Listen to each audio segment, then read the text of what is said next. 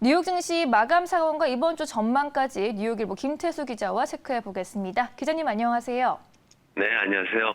네, 앞서 지난주 FOMC 회의에서도 연준 위원들의 매파적인 변화가 나타났는데 제임스 블러드 총재가 이제 내년 말에 첫 금리 인상을 예상한다고 발언을 했네요. 조기 금리 인상 우려가 커지는 분위기죠.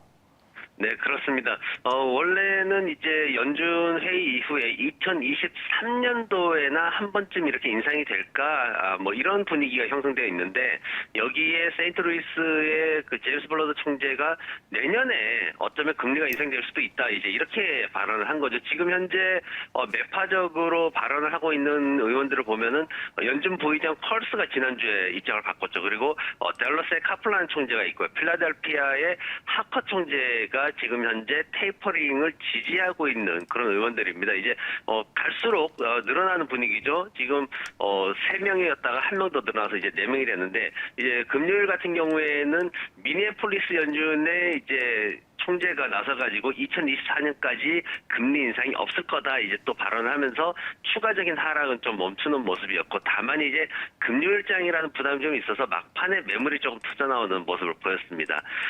시장에서도 주목하는 거는 장단기 국채 수익률 스프레드도 조금 주목을 했습니다. 왜냐면은 10년물과 2년물 국채 수익률 스프레드가 하루 사이에 7.7%나 좁혀졌고, 최근 한 달 동안 21% 넘게 좁혀지는 모습을 보였습니다. 역사적인 흐름을 봤을 때 스프레드가 심리적인 위축 구간으로 들어가는데 빠르면 한 2, 3개월이면은 이게 진행이 되기 때문에 시장에서는 지금 이런 현상이 단기간에 좀 안정이 되지 않으면 또 다른 위험이 올 수 있다라는 인식이 생겨서 그 부분을 좀 주목을 했고요.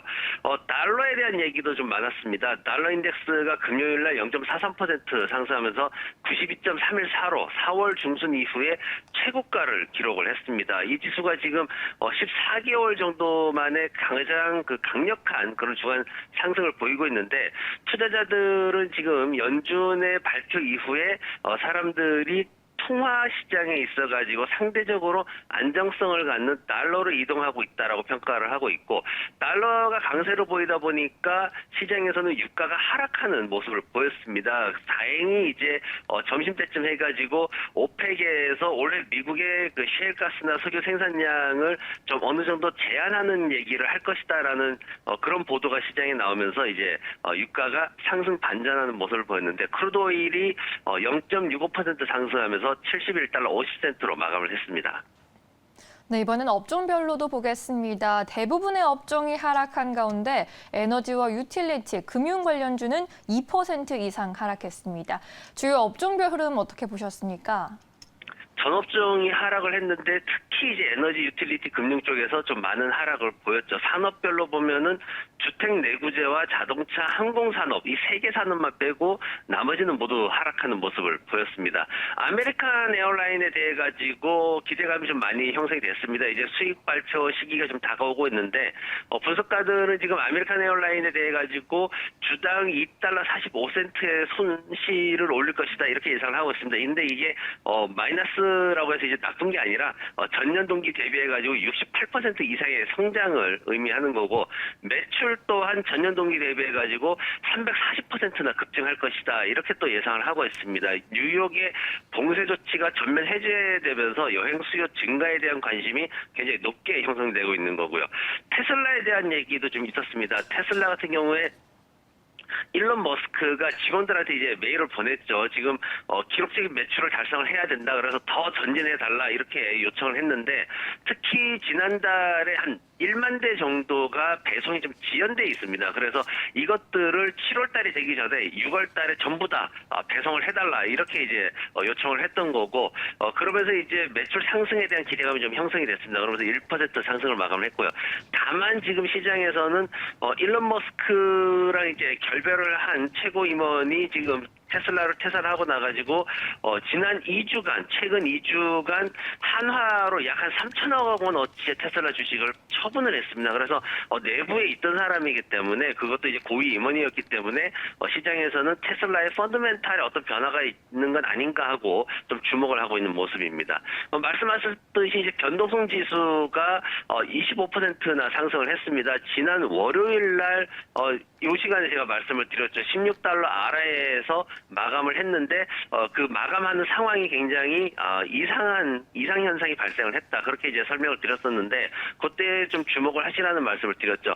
이후에 25% 정도 상승하는 모습을 보였는데 위험은 시장에서 언제나 신호를 주는 법이죠. 그래서 시장을 좀 잘 관찰하려는 노력이 많이 필요한 시기인 것 같습니다. 이번 주에도 변동성에 좀 유의해 봐야 할 것 같은데 이번 주 기다리고 있는 주요 관전 포인트들도 소개해 주시죠.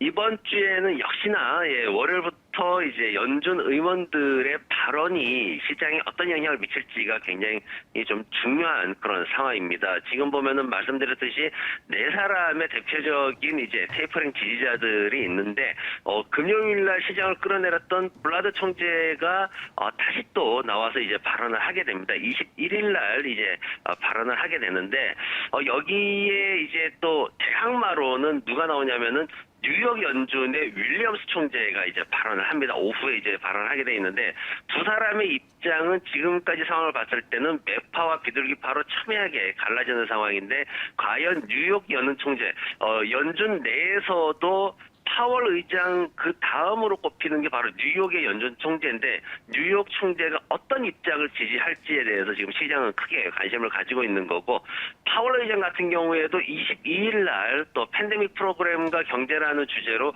하원에서 증언에 나서게 돼 있습니다. 그래서 여기에서도 또 어떤 말이 나올지 시장에서는 많이 주목을 하고 있습니다. 금리 인상 시기를 앞두고 이제 투자자들이 가치주 찾기에 혈안이 돼 있다라는 뉴스가 지금 많이 나오고 있습니다. 금리가 상승하는 이런 시기에 과연 좀 조용히 있던 종목들, 그런 종목들, 가치주라고 분리되는 그런 종목들이 어떤 게 있을까 하는데 대표적으로 세 가지 기준을 가지고 시장에서 투자자들이 지금 찾고 있는데 업계에서 상대적으로 낮은 가격대를 형성하고 있고 비교 기업들에 비해서 상대적으로 조용한 그런 차트를 가지고 있는 기업들 그리고 매출이나 수익이 꾸준히 늘어나면서 배당금을 인상할 수 있는 그런 기업을 지금 찾고 있습니다. 그래서 투자자분들도 이런 종목들을 좀 찾아보시면 좋을 것 같고요. 경제지표 관련해서는 주택시장은 조금 더 부진할 것으로 그렇게 예상이 되고 있고 그 외 물가 관련 지수들은 상승세를 지속할 것으로 전망이 되고 있습니다. 그리고 이제 그 개인 소득은 조금 줄어들고 그리고 개인 소비는 또 소폭 상승하는 그런 지표들을 예상을 하고 있고요. 경제 지표 외에도 기업들 측면에서 나이키라든가 페덱스 그리고 블랙베리나 라이드에이드 같은 기업들이 24일 목요일 날 실적 발표를 앞두고 있습니다. 네, 금리 인상 기조 속에 나올 코멘트들 그리고 뉴스플로우 잘 따라가 봐야겠네요. 이번 주 월요일 말씀 여기까지 듣겠습니다. 고맙습니다. 네, 고맙습니다.